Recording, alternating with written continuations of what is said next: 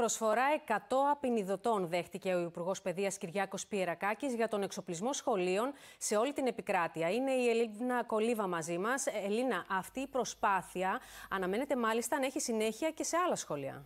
Έτσι ακριβώς, Μαρία. Καλό μεσημέρι. Ο Υπουργός Παιδείας ανακοίνωσε λοιπόν ότι το πρόγραμμα αυτό πρόκειται να επεκταθεί σε ακόμα 100 σχολεία. Η Attica Ban, σε συνεργασία με την ανθρωπιστική οργάνωση Kids Save Lives, δόρισαν 100 απεινιδωτές σε δημόσια σχολεία ανά την επικράτεια. Πρόκειται, Μαρία, για πλήρεις σταθμούς απεινιδωτών, shock stations λέγονται. Είναι εύκολοι στη χρήση, όπως μας είπαν. Είναι ιδιαίτερης αντοχής, ακόμα και σε ακραίες καιρικές συνθήκες. Από τους 100 απεινιδωτές, οι 85 έχουν ήδη τοποθετηθεί και διανεμηθεί στα σχολεία. Τοποθετούνται σταδιακά από την ανθρωπιστική οργάνωση Kids Save Lives, οι οποίοι θα πρέπει να εκπαιδεύσουν και να πιστοποιήσουν έναν τουλάχιστον εκπαιδευτικό από κάθε σχολείο, έτσι ώστε να μπορεί να χρησιμοποιηθεί.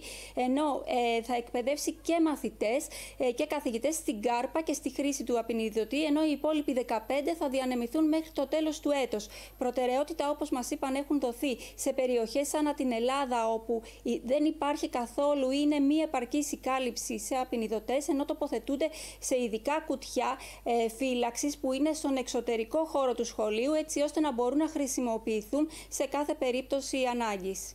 Μια σημαντική πρωτοβουλία πραγματικά που μπορεί να σώσει ζωές. Ελίνα Κολίβα, να σε ευχαριστήσουμε πολύ και εμείς πάμε να παρακολουθήσουμε δηλώσεις. Είναι πάρα πολύ σπουδαία αυτή η πρωτοβουλία. Είναι πολύ σπουδαίο ότι τη στηρίζετε. Αυτό είναι ένα πρόγραμμα που ξεκινάει μεν από 100 σχολεία, αλλά σκοπεύετε και να το επεκτείνετε.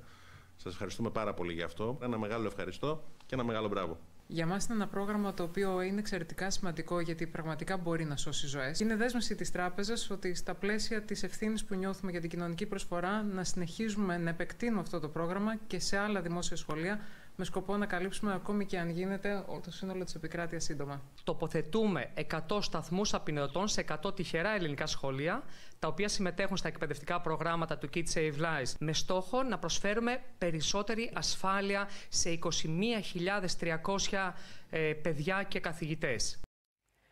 Σύντομη διακοπή σε αυτό το σημείο.